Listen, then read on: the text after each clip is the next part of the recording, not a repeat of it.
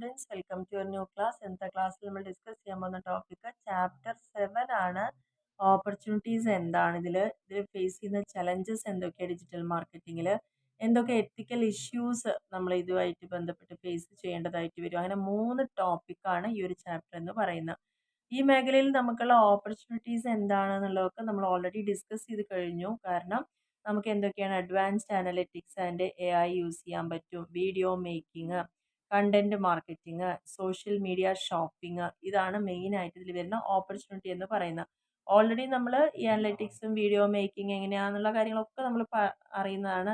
എങ്ങനെ content market ചെയ്യണം, blog ഒക്കെ യൂസ് ചെയ്തിട്ട് അതിന് സോഷ്യൽ മീഡിയ യൂസ് ചെയ്ത് ഷോപ്പിംഗ് ചെയ്യുന്നത്, അതാണ് ഇതിലൂടെ നമുക്ക് ഉണ്ടാവുന്ന മെയിൻ ആയിട്ടുള്ള ഓപ്പർച്യൂണിറ്റി എന്ന് പറയുന്നത്.